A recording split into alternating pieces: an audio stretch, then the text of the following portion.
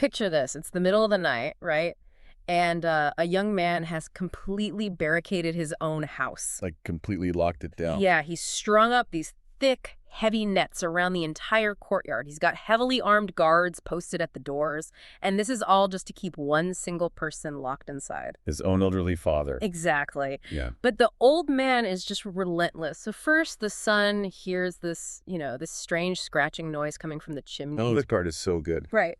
He looks up, and there is his father, literally covered in soot, trying to squeeze out through the roof tiles. Just shimmying his way up. Yeah, and the son yells up, like, "Who are you?" And the father shouts back, "I am the smoke going up." Which, I mean, you have to admire the creativity there. Oh, absolutely. But when that fails, the old man tries an even crazier stunt. He crawls underneath a donkey, clings desperately to its belly, and tries to get the guards to lead the animal out the front gates. It's just a completely bizarre, hilarious parody. It's making fun of Odysseus escaping the Cyclops in Homer's Odyssey. Yeah, because when the son finally catches him and demands his name, the old man literally says, "I am nobody." Which is brilliant. But you have to ask, why is this Athenian citizen going to such absurd lengths to escape his own home? Right. And the answer is just wild. It's because he is physically deeply addicted to jury duty. Yeah. He just loves going to court. Welcome to the deep dive. Today, we're pulling apart Aristophanes' comedy, The Wasps. It's about 2,400 years old. Give or take a few years, yeah. But we aren't just looking at ancient Greek slapstick here. We're actually looking at a surprisingly accurate mirror for our own modern addictions to outrage. Right. And exploring why ancient self-help will never cure a society that's just, completely obsessed with judgment. Exactly. Our ultimate mission today for you, the listener, is to examine how this devastating critique of corrupt justice actually points us straight to the biblical necessity of grace. Because it really does. It really does. We want this to inspire you to love Christ more deeply and live for him more fully in your everyday life. So, let's set the stage. What does Athens look like in 422 BC? Well, to understand the sheer scale of the addiction we're talking about, you really have to place yourself in that time. Athens is locked in the messy, traumatic middle of the Peloponnesian War. Right, fighting Sparta. Yeah. The great leader Pericles is dead. A devastating plague has just recently wiped out a huge portion of the population. So the city's democratic institutions are under immense strain. They're struggling. Really struggling. And the most prominent of these institutions is the jury system, the dicasteria. But these weren't courts like we imagine today, right? Like, there's no Judge Judy here. No, not at all. There were no professional judges in black robes, no rigorous cross-examination, no forensic evidence. Wow. And no appellate courts. The city basically maintained a standing roll of about 6,000 citizen jurors. 6,000? That's a huge chunk of the population. It is. And these were mostly older men, veterans of previous wars, well above the age of 30. And crucially, this wasn't just some civic duty you performed once every few years. This was a daily occupation for thousands of men. Largely because it came with a paycheck. Right. Follow the money. Exactly. That financial incentive changed the entire fabric of Athenian society.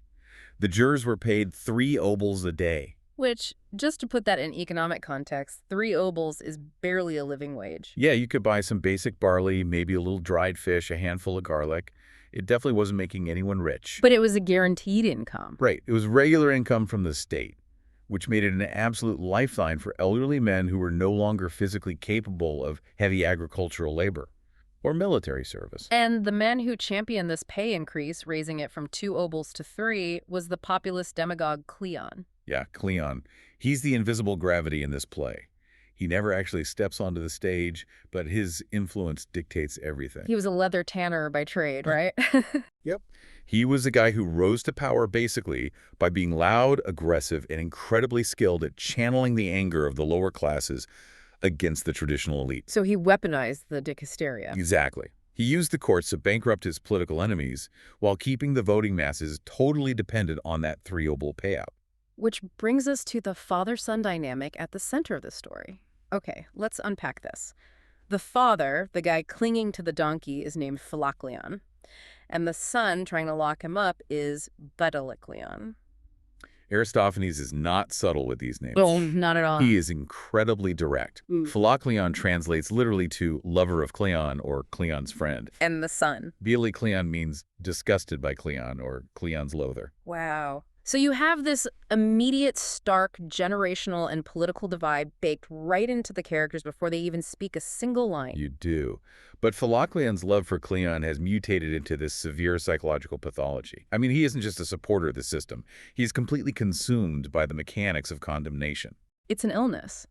The text describes his symptoms with terrifying precision, like he suffers from chronic insomnia. Waking up hours before dawn. Yeah, obsessing over the clepsydra, which is the water clock they use to time the speeches in court. And his physical body has actually deformed to match his addiction. Wait, really? How? His 3 fingers are permanently pinched together because he spends his entire life holding the little bronze voting pebbles they drop into the urns. Oh, wow. That is dark. It gets worse. He even maintains a private stockpile of beach pebbles in his courtyard. He's terrified of the possibility that the city might somehow run out of voting tokens. So he needs the mechanism of judgment accessible at all times. Always. It goes way beyond a quirk and straight into a societal disease, which Aristophanes brilliantly visualizes through the chorus. Right, the chorus. In old comedy, the chorus is basically essential to the thematic argument of the play. And here the chorus is made up of Philocleon's fellow elderly jurors. They arrive on stage dressed as a swarm of wasps. Complete with giant stingers attached to their waists. Oh yeah, massive stingers. And that wasp imagery is incredibly loaded, isn't it? I mean, you look at a wasp, and unlike a honeybee, which produces something sweet and dies when it stings, Right. a wasp produces nothing. It just survives. And it can sting over and over again without any consequence to itself. That biological reality is central to the metaphor here. The wasp operates on 3 distinct symbolic levels. First, there's the sharpness of the sting itself, which represents the act of condemnation. Because these older men don't have the strength to wield a spear in battle anymore. Exactly. So the voting pebble has become their weapon. They literally live to inflict pain and punishment on the defendants. And the second level? The wasp metaphor highlights their aggressive pack mentality. A single wasp is a nuisance, but if you disturb a nest... The entire swarm coordinates to overwhelm the threat. Yeah. The jurors vote in massive blocks, entirely driven by collective emotion rather than individual reason. Wow. And third, it establishes their defensive corporate identity. Like, individually, they have no personal power, no wealth, no status outside the court. But as a swarm, they hold the power of life and death over the wealthiest men in Athens. That's fascinating. I actually want to dig into the linguistic architecture behind this because the sources mention this really interesting analysis using systemic functional linguistics, or SFL. Yes, the SFL analysis is brilliant. When you actually map out the grammar of Philocleon's dialogue in the original Greek text, it totally reveals the depth of his sickness. Yeah. For those who don't know, SFL is a framework that looks at language not just as a set of rules, but as a system of meaning-making. It basically asks, how does the grammar a person uses construct their reality? Right. And when linguists applied this to Philocleon's speeches about the courts, they found that his language is overwhelmingly dominated by present tense verbs carrying what is known as an imperfective aspect. Okay, let's break that down for the listener. The aspect of a verb isn't just about when it happens, but how the speaker views the flow of time. Correct. That is the absolute core of the issue. So if you use a perfective aspect, you are describing an action as a complete finished whole, like I judged a trial. The action has a clear beginning and end. Exactly. But the imperfective aspect describes an action that is ongoing, continuous, unresolved. I am judging. I am always in the process of condemning. So Philocleon's grammatical structure traps him in this permanent, eternally present state of irrational passion. Yes. He never talks about a verdict he delivered yesterday or a case he looks forward to tomorrow. In his mind, he is always constantly in the immediate act of casting a vote. That is incredible. It creates the sensation of a man who is entirely glued to an immediate dopamine hit. That's exactly what it is. And you see the exact same pattern when you observe modern internet behavior. I mean, think about the chronic doom scroller. Oh, absolutely. Or the person addicted to online outrage culture. They wake up, grab their phone, and their entire identity is dependent on finding a target to condemn for the day. They aren't looking to solve a problem. They are looking for a place to plunge their stinger. Right. The action is always ongoing. They are in a perpetual, imperfective state of being outraged. It really begs the question, is Aristophanes suggesting that this desperate need to hand down verdicts is actually a spiritual condition? The text strongly supports that reading. by framing the addiction as an all-consuming passion that overrides family, overrides sleep, overrides reason. Aristophanes is basically diagnosing a severe disorder of the soul. And if we look at this through a biblical lens, specifically the wisdom literature of Ecclesiastes, the parallels are pretty striking. They really are. The teacher in Ecclesiastes observes how human beings relentlessly pursue various forms of hevel vapor or vanity. We chase perpetual busyness, wealth, or the illusion of control just to mask our own mortality. Exactly. And Philocleon has built his entire reason for existence around an activity that gives him a fleeting illusion of significance, but it leaves him utterly empty. It's what St. Augustine would later categorize as a disordered love. Augustine argued that sin isn't necessarily loving bad things, it's loving good or neutral things in the wrong order. That's a crucial distinction. Civic duty, serving on a jury, upholding the law, these are objectively good things in a functioning society. But Philocleon has elevated the mechanics of the court above his family, above truth, and above his own physical health. He's taken a civic duty and turned it into his ultimate god. And when you worship a false god, it demands sacrifices. In this case, it is destroying his household. Which naturally forces his son, Bellecleon, into a corner. He realizes that stringing nets around the house and blocking the chimney are merely treating the symptoms. Right, you cannot cure a spiritual sickness with a wooden barricade. So Bellecleon shifts his strategy. He decides to confront the logic of the addiction itself. He challenges his father to a formal debate. Known in Greek drama as an agon. This is a highly structured argument where both sides present their case, usually judged by the chorus. This debate is the centerpiece of the play's first half, and Philocleon is absolutely confident. He gets to make his opening argument, and his thesis is incredibly bold. He doesn't say he is a public servant doing his duty. He says, I am a king. My power is equal to the rule of Zeus himself. Which is just wild. But his reasoning provides a terrifying look into the psychology of a corrupt judge. Philocleon lists the perks of his position, and literally none of them have to do with upholding the law. None of them. He boasts about how the richest, most powerful men in Athens, the politicians, the generals, the aristocrats, are forced to grovel before him. He loves it. Oh, he revels in it. They wait for him at the court barricades in the morning. They take his rough, working-class hand in theirs. They flatter him. They recount their own corrupt deeds, practically bragging about embezzling public funds just to show they are at his mercy. He even talks about how they try to entertain him. Wait, really? Like doing a tap dance? Basically. He says they tell him jokes, they recite fables from Aesop, they bring in actors to perform scenes from plays, all just to make him crack a smile and soften his mood. That is absurd. And if the entertainment doesn't work, they resort to emotional manipulation. He explicitly states that defendants drag their weeping wives and children into the court, just lining them up like little bleeding sheep to beg for mercy. Philocleon actually says, if you love the voice of the Lamb, have pity on my sons. He feeds on their terror. To him, the fact that an elite general has to beg an old man in a dirty cloak for his life is the ultimate manifestation of unchecked power. And he caps off his argument by describing his triumphant return home. He walks through the door with his 3 obol pay, and suddenly his daughter is washing his feet, anointing him, and literally fishing the coins out of his mouth with her tongue.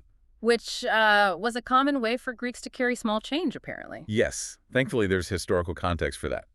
And his wife brings him hot bread. He feels like the master of his domain, entirely provided for by the state, answerable to absolutely no one. But then Bellecleon steps up to the plate.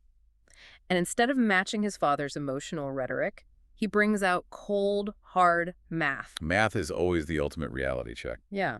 He tells his father to take out a slate and do some accounting. He asks him to calculate the total annual tribute that Athens rakes in from its massive empire. So we're talking about all the taxes paid by 1,000 allied cities across the Aegean, the port duties, the mining revenues. And the figure Bellecleon cites is around 2,000 talents a year. Which is a massive sum of money. A talent was roughly the equivalent of a modern multi-million-dollar figure. Right. Then Bellecleon asks his father to calculate the total amount spent paying the 6,000 jurors their 3 obols a day for the whole year. And the math comes out to a mere 150 talents. 150 out of 2,000. It's not even a tenth of the imperial revenue. The disparity is just staggering. Bellecleon uses this calculation to completely dismantle his father's delusion of kingship. He asks the vital question. If the jurors are the true kings of Athens, where is the rest of the money going? And the answer is devastating. The remaining thousands of talents are flowing directly into the pockets of the demagogues. Politicians like Cleon are getting the massive bribes from allied cities. They're drinking the finest imported wines, eating exotic fish, wearing embroidered tapestries, and accumulating vast political power. While the so-called kings of the jury get a measly 3 obols, and even then they have to grovel before the pay clerks to get it, bully Cleon pulls absolutely no punches. No, he says it straight. You are a slave who thinks he is a king. Yeah. He says they keep you poor, hungry, and angry on purpose. They use you as an attack dog. When the politicians want a rival destroyed, they simply point you at him, give you a little taste of blood, and watch you bite. And this is where that systemic functional linguistics analysis reveals another layer of Aristophanes' genius. Right, the grammar shift. Yes. In the first half of the debate, Philocleon's grammar was full of active material processes. He was the subject acting upon the world. I rush, I condemn, I rule, I strike. He constructed a linguistic reality where he had absolute agency. Precisely. But when Cleon takes over, he systematically shifts the grammatical structure to relational and passive processes. So instead of Philocleon being the subject of the sentence, he becomes the object. Exactly. Cleon rewires the linguistic map. He shows his father, you are not acting, you are being acted upon. You are fed, you are manipulated, you are commanded, you are bribed. Wow. The grammar itself exposes the lie of Philocleon's autonomy. He isn't a sovereign ruler. He is a tiny replaceable cog in a corrupt political machine. That realization just totally shatters the illusion. Here's where it gets really interesting, though, because during his entire defense, Philocleon never once claims to be a fair or just judge. No, not once. He openly brags about subverting the law. At one point, he mentions the laws regarding heiresses. If a dying father leaves a strict will stating that his daughter and her estate must go to a specific man, Philocleon admits that the jury will just ignore the will. Yeah, they'll break the wax seal and give the heiress to whichever suitor flatters the jury the most or offers the best bribe. He is actually proud of the fact that they are unaccountable. He says, "We alone are irresponsible. We answer to no magistrate." It's terrifying. It is. And when you place that ancient, corrupted view of justice next to the biblical standard you were looking at in the sources, the contrast is just absolute. Oh, the Athenian dicasteria, at least as Aristophanes portrays it, represents the total inversion of biblical justice. In the Old Testament economy, justice is not a tool for personal empowerment or class warfare. It's a reflection of the very character of God. Right. Look at Deuteronomy 16. Moses establishes the legal framework for the nation of Israel, and the central command is emphatic. Justice, and only justice, you shall pursue. And the text explicitly outlines what that means in practice. You shall not pervert justice. You shall not show partiality, and you shall not accept a bribe, for a bribe blinds the eyes of the wise. The Hebrew word used there for judging is shafat, and it carries a much wider semantic range than our modern legal definition. It does. It's not just about sitting behind a bench and deciding a civil dispute. Shafat involves governance, delivering the oppressed, restoring order, and ruling with equity. To judge rightly in Israel was to act as an immediate representative of Yahweh. Because God himself is the ultimate standard of impartiality. In Deuteronomy 10, God is described as the great, mighty, and awesome God who shows no partiality and accepts no bribes. He defends the cause of the fatherless and the widow. God's justice is intrinsically protective of the vulnerable. Yes. While Philocleon's justice is intrinsically predatory, he doesn't protect the weak. He exploits their vulnerability, like those weeping children, for his own emotional gratification. He is entirely partial to his own dopamine hit. And the wisdom literature of the Bible actually targets the exact structural flaws of the Athenian court. Like Proverbs 18 says, the first to present his case seems right till another comes forward and questions him. Which is the exact opposite of what happened to Athens. Right. The Athenian system allowed for massive, emotionally manipulative speeches with very little cross-examination of hard evidence. It was essentially rhetorical theater. The jury would listen to a professional speechwriter's performance and immediately drop their pebbles into the urns while their emotions were still running hot. There was no deep deliberation. And Proverbs 21.15 provides the perfect diagnosis of Philocleon's twisted heart. When justice is done, it brings joy to the righteous, but terror to evildoers. Aristophanes shows us a man whose joy comes not from the restoration of right order, but just from the performance of condemnation. He has entirely divorced the mechanism of the court from the pursuit of truth. And honestly, you see this exact dynamic playing out in human institutions today. When human justice detaches itself from the absolute, impartial character of the divine judge, it inevitably decays into a weapon for self-interest. You see it in partisan politics, in corporate boardrooms, and online cancel mobs. Justice just becomes a shield for the exertion of raw power. For a Christian listening to this, it really should inspire a profound awe and gratitude for God's perfect justice. Look at Psalm 82. God takes his stand in the divine council and pronounces judgment on the earthly rulers and judges. He asks them, "How long will you defend the unjust and show partiality to the wicked?" The biblical worldview insists that all human authority is delegated authority. No earthly judge is sovereign. We are stewards of justice, doubly accountable to the one who owns it. While Philocleon's ultimate tragedy is his belief that he answers to no one. Exactly. But the debate scene ends with a surprising victory for reason, doesn't it? It does. Philocleon's math is so irrefutable and his logic so sound that he actually convinces the chorus. The swarm of wasps drop their metaphorical stingers. Yeah. They agree that they have been duped by the demagogues, and they declare Philocleon the winner of the agon. So logic wins the day. But winning a debate about state revenue doesn't actually rewire a deeply addicted human heart. Cleon thinks that by proving the system is corrupt, he has cured his father. But Philocleon is literally experiencing severe physical withdrawals. He intellectually agrees he shouldn't go back to the public courts, but he is in agony. He cries out that his soul is down there, standing by the voting urns. He simply cannot function without the act of judging. And this is the pivot point where the play moves from a brilliant political satire into a really profound exploration of human psychology. Because Cleon tries to be a loving and accommodating son. He realizes his father needs an outlet. So he proposes a compromise. He says, "Don't go down to the public courts. Stay home. I will set up a private mock tribunal right here in the courtyard, and you can judge the household slaves for domestic infractions." He creates this incredibly cozy, frictionless environment to satisfy the addiction. He brings out a comfortable chair, a bowl of hot lentil soup so he doesn't get hungry during the proceedings. He even brings out a chamber pot so the old man never has to leave his seat. He keeps a rooster nearby to crow and wake him up in case he falls asleep during a boring testimony. It's the ultimate enabler setup. It really is. And this leads to one of the most famous, ridiculous scenes in all of Greek comedy, the trial of the dog. Okay, so the first case brought before this domestic court involves the house dog, whose name is Logs. Right. And he is brought up on serious charges of sneaking into the kitchen and devouring an entire Sicilian round cheese without sharing it. Now, to the original Athenian audience, this isn't just a random bit of slapstick. This is a razor-sharp, thinly veiled parody of a massive contemporary political scandal, right? Exactly. Yeah. The trial is a direct allegory for the recent real-life trial of an Athenian general named Laches.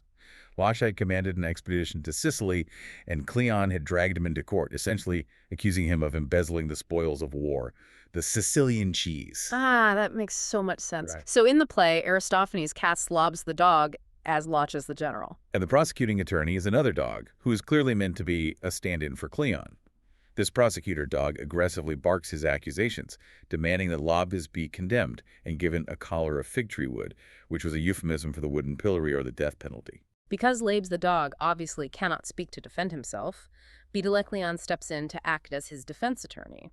And the absurdity of the trial mechanisms is dialed up to 11. Since there are no human witnesses, Cleon calls a series of inanimate kitchen objects to the stand. He calls a plate, a pestle, a cheese grater, a bruyere, and a stew pot to testify on the dog's behalf. It is a brilliant mockery of how easily the Athenian courts allowed irrelevant witnesses and hearsay to clog up the proceedings. Cleon makes this impassioned, logical defense. He argues that Labes is a hardworking, loyal dog who stands guard at the door and fights off the wolves to protect the household flock. He argues that Labes only eats the discarded scraps, while the prosecutor dog Cleon just stays safely indoors, doing no actual fighting and aggressively demanding a share of whatever anyone else brings home. But Cleon refuses to listen to reason. He is boiling with anger. He complains that the defendant breathed cheese breath on him. He insists on a conviction because in his entire life he has never acquitted anyone. Condemnation is his default state. But Cleon knows exactly how the system works, and he knows his father's weak points.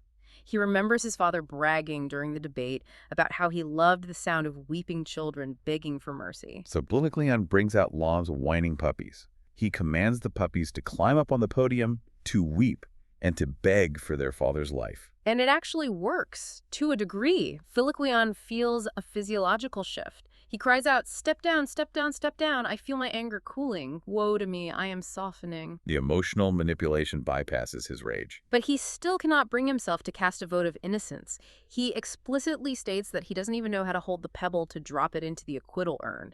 His physical muscle memory only allows him to condemn. So Bidalichlion realizes he has to resort to outright trickery.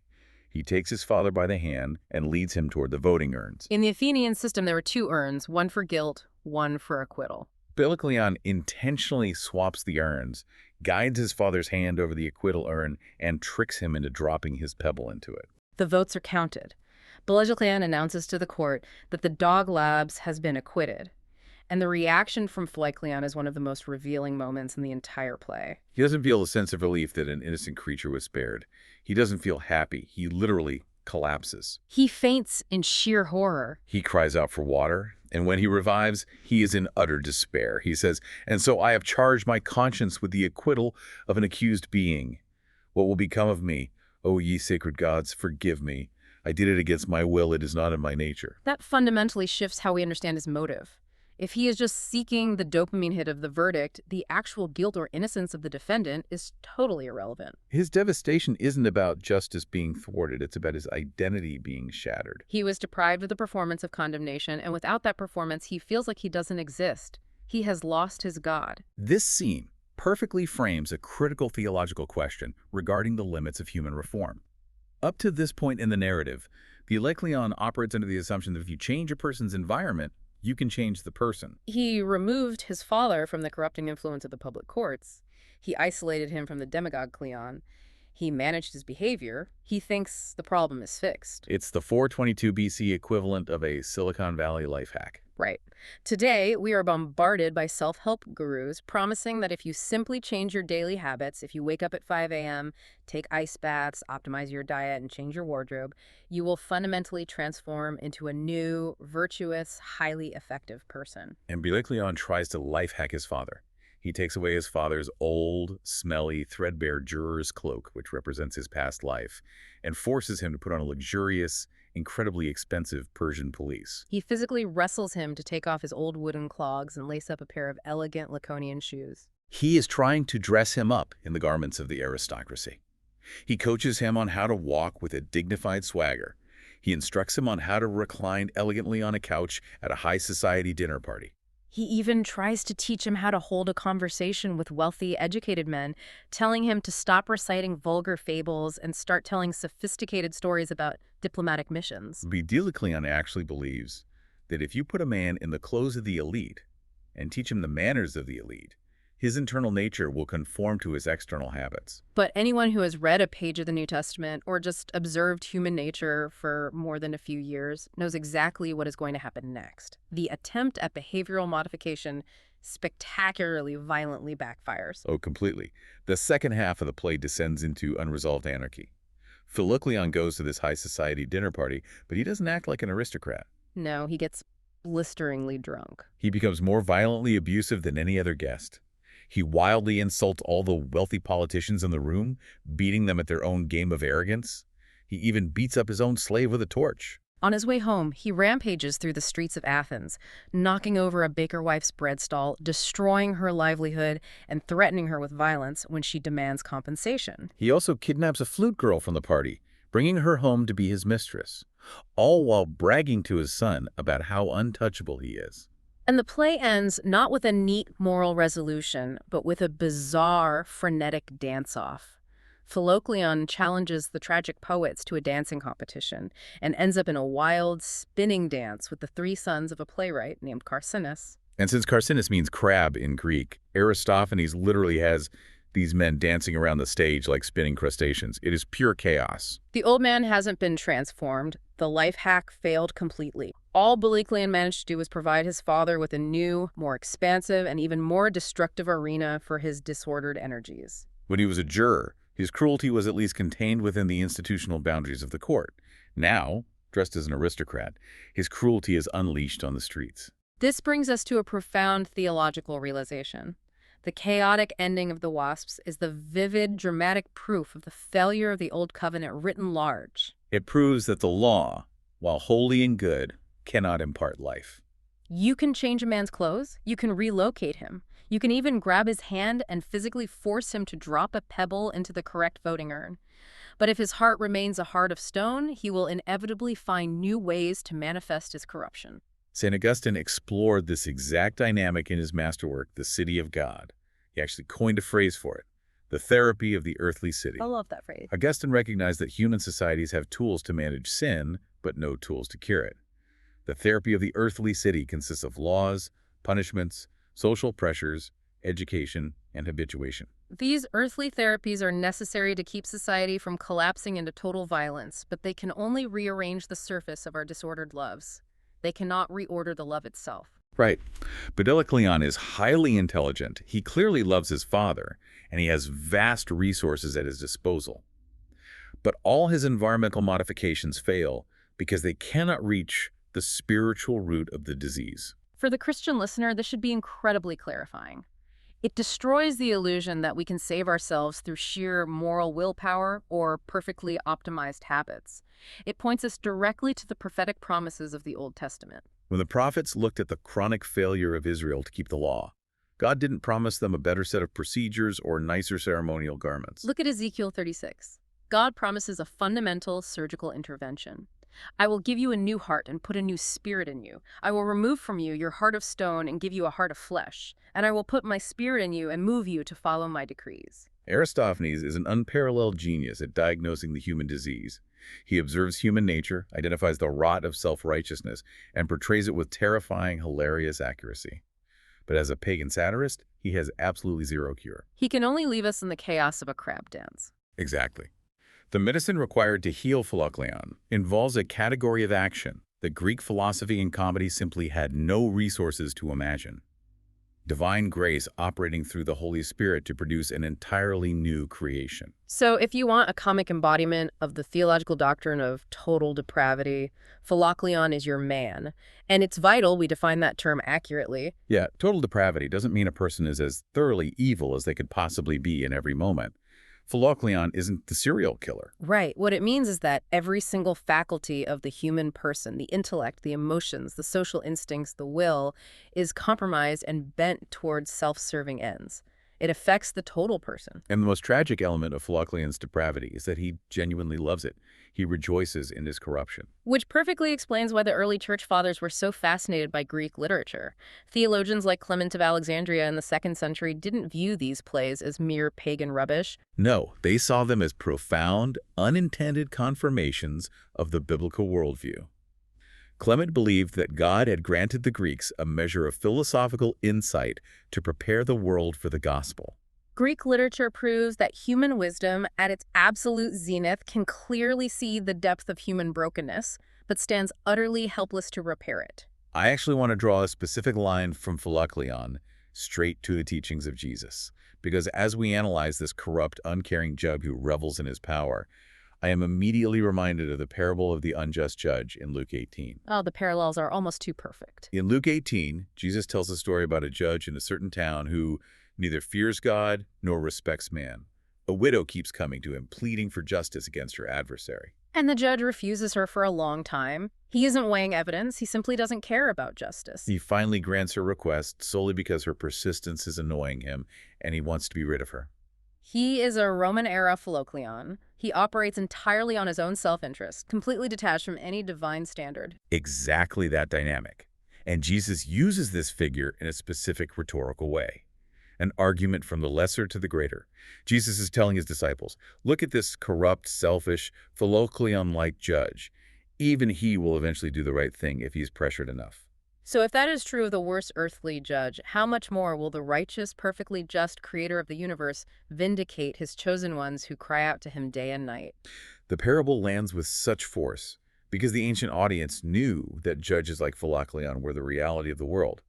Aristophanes sketched that portrait 3 centuries earlier, and Jesus uses that shared cultural reality to highlight the stunning opposing contrast of God's holy nature. But the New Testament goes even further in dismantling the worldview of the Wasps. Look at the Apostle Paul's letters, specifically 1 Corinthians 6. Paul is writing to the church in Corinth, a Greek city heavily influenced by the exact same legal culture Aristophanes mocked. Paul is absolutely baffled, almost outraged, that Christians are dragging each other into secular courts to resolve minor disputes before unrighteous judges. He asks the Corinthians a question that would sound like absolute madness to an Athenian. Why not rather suffer wrong? Why not rather be defrauded? That single question completely obliterates the value system of the dicasteria. To someone like Cleon, who defines his existence by his ability to sting others, the idea of voluntarily absorbing an injustice rather than going to court to crush your opponent is incomprehensible. It's the ultimate weakness to him. But Paul is introducing a radically new paradigm. He is applying the logic of cruciform love. He is showing them that because Christ suffered wrong to secure their eternal standing, they are now free to suffer temporary earthly wrongs for the sake of preserving peace and witness within the church. So what does this all mean? If we are all by nature trapped in this metaphorical courtroom, addicted to our own self-righteousness, loving our own power to judge others, how do we escape? How do we break the cycle of the wasps? I think we have to connect this specifically to Paul's magnum opus in Romans chapter 3. If the Athenian court is a metaphor for the human condition, how does Paul shatter those walls? Romans 3 is where the diagnosis and the cure finally meet. In verses 9 through 20, Paul establishes the universal jurisdiction of the court.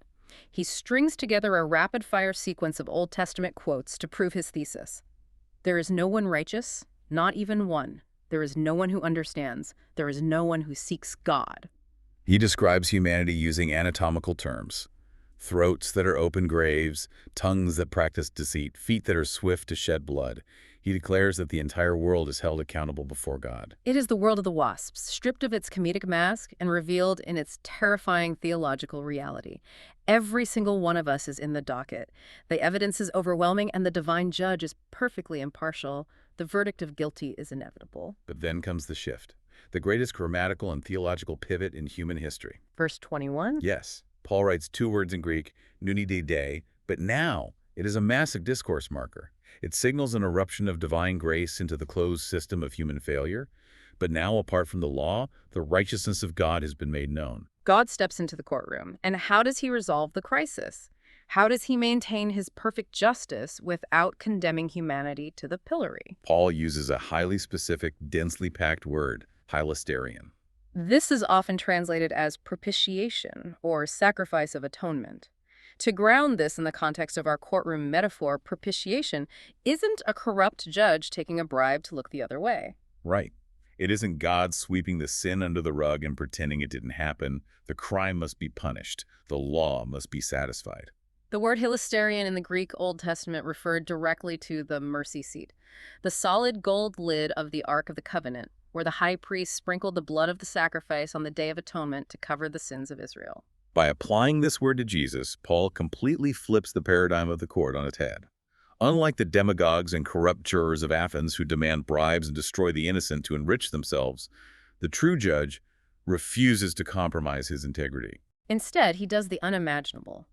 The judge steps down from the bench.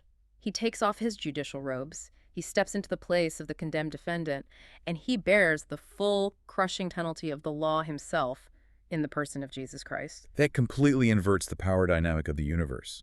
A Greek magistrate would view suffering the penalty as the ultimate weakness, the ultimate defeat.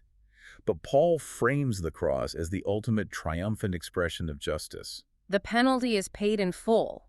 The law is magnified and honored, and yet the offender is completely pardoned. As Paul writes in verse 26, God did this to demonstrate his righteousness at the present time, so as to be just and the one who justifies those who have faith in Jesus. It is a radical, breathtaking solution. Yeah. Aristophanes could see the sickness, but human philosophy could never invent the cross. The idea of the divine judge absorbing the punishment for the guilty so that justice and mercy kiss, that is the exclusive domain of the Christian gospel. For the Christian listener, grasping this contrast should cause your love for Christ to absolutely explode.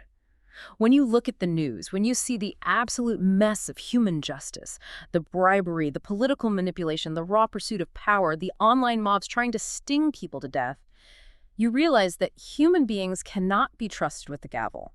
We make terrible judges. But Christ is the only true righteous judge. He is the only one who holds justice and mercy in perfect balance because he paid for the mercy with his own blood. If we synthesize all of this deep textual and theological analysis, we arrive at the practical application. How does a Christian actually integrate a 2,400-year-old comedy into their daily walk with Christ? I believe there are several profound, immediate benefits. Right off the bat, reading the Wasps sharpens our understanding of biblical justice by showing us its exact terrifying opposite. Sometimes you have to see a counterfeit to fully appreciate the genuine article. The play shows us what a society looks like when the procedures of justice, the courts, the voting pebbles, the trials, are meticulously maintained. But the purposes of justice, mercy, truth, and the defense of the vulnerable are entirely abandoned. You see that exact dynamic playing out in the Gospels when Jesus confronts the religious elites. In Matthew 23, he delivers a blistering woe to the Pharisees. You give a tenth of your spices, mint, dill, and cumin, but you have neglected the more important matters of the law, justice, mercy, and faithfulness. Cleon is basically a pagan Pharisee. He is obsessed with the minutiae, the voting urns, and the water clock, but his heart is completely devoid of mercy. Which leads perfectly to a second benefit. The play provides us with a vivid, unforgettable portrait of sin as a disordered love. It demonstrates how easily we can build our core identity around something ultimately destructive and actually find pleasure in our own corruption. Cleon's addiction warns us about the subtle ways our own hearts can be captivated by the desire for power or the thrill of condemnation. And thirdly, it confirms the absolute non-negotiable necessity of regeneration. Cleon's spectacular failure to reform his father through environmental tweets and nicer clothes is the definitive proof that self-help cannot save us. It forces us to abandon the therapy of the earthly city and rely entirely on the miraculous new birth provided by the Holy Spirit. Fourth, it provides vital, incredibly detailed historical context for the world the New Testament was born into. The Roman Empire that the apostles evangelized had absorbed all of these Greek cultural and institutional norms. When Paul writes to the churches in Greece and Asia Minor, he knows exactly how corrupt, petty, and performative their local courts are. Understanding the dicasteria makes Paul's commands to the church make so much more sense. And finally, there is a lesson in courageous public truth-telling. We must remember that Aristophanes wrote and produced this play in front of the very people he was mocking. He called out the demagogue Cleon by name, while Cleon was at the absolute height of his political and military power. Aristophanes risked exile, or worse, to expose the corruption of his city. There is a prophetic courage modeled there, an insistence on pointing out the emperor's lack of clothes, even if the playwright didn't possess the ultimate truth of the gospel. So bringing this directly to you, the listener, let's take a moment to look inward. It is incredibly easy to laugh at the absurdity of Cleon clinging to the belly of a donkey. But the mirror is turned toward us. Are there areas in your life where you are clinging to the mere procedures of righteousness while abandoning the purposes? Are you meticulously attending church, rigidly checking off your daily Bible reading plan, perhaps even spending hours debating theology online, but your heart is actively hostile to the people around you? Are we tithing our mint and dill, making sure our doctrinal ducks are in a row, but acting like a swarm of angry wasps to our coworkers, our spouses, or strangers on the internet? That is the most penetrating question we can ask, because engaging with a text like the Wasps trains us to examine not just the brokenness of the world out there, but the potential for Pharisaism in our own hearts and our own Christian institutions. History proves that even the best, most biblically sound human systems, if they become filled with unregenerate or hardened hearts, will eventually produce injustice. We are called by God to pursue justice vigorously in our daily lives, in our workplaces, our schools, and our communities. But we must recognize that we cannot life hack our way into the kingdom of God. True transformation is exclusively the domain of the Spirit. The ultimate call of this deep dive is to let this ancient pagan comedy drive you to your knees in profound gratitude. We are not left to the chaotic, helpless, drunken dance of Cleon. We aren't trapped in a cynical, zero-sum system where the only way to survive is to flatter a corrupt judge or sting our enemies before they have the chance to sting us. Through faith in Christ, we have been brought into a completely different kingdom. We are governed by cruciform love. We are empowered by daily, unmerited, transformative grace. And we are eternally, unshakably secure in the verdict of the true judge, who willingly stepped down from the bench to take our place. The contrast between the two kingdoms could not be more absolute. To quickly recap this incredible journey, we started in 422 BC with a crazy old man trapped in his own courtyard trying to escape via a chimney because he was physically addicted to the thrill of jury duty. We watched his son use cold, hard math to dismantle the illusion of his father's power, proving that the jurors were just underpaid pawns for corrupt demagogues. We witnessed a ridiculous, hilarious mock trial involving a dog and a stolen cheese that expose how easily human justice can be manipulated by emotion. We saw how changing a man's clothes and his environment completely failed to change his deeply corrupted heart. And all of this pointed us directly to the profound, beautiful, and absolute necessity of the cross and the new covenant. Aristophanes gave us the flawless diagnosis, but only the gospel of Jesus Christ provides the cure. As we wrap up, I want to leave the listener with one final lingering thought to mull over. We spent a lot of time today talking about the metaphorical wasps of ancient Athens. We talked about their literal stingers of condemnation and how these men lived to inflict pain and judgment on others just to feel a fleeting sense of power and vitality. Right. But consider how the New Testament completely redefines the concept of the sting. In 1 Corinthians 15, the Apostle Paul looks at the ultimate enemy of humanity and writes, "O death, where is your victory? O death, where is your sting?" The ultimate tragedy of Cleon is that he spent his entire life desperately trying to inflict the sting of judgment on others to feel alive, completely unaware that he was spiritually dead. Wow. But the Christian is one who realizes that the ultimate sting of divine justice has already been entirely absorbed by Christ on the cross. If the fatal sting has been drawn from death itself by the blood of the true judge, how much more should we gladly lay down our own petty, vindictive stingers of judgment in our daily interactions with others? Thank you so much for joining us on this deep dive.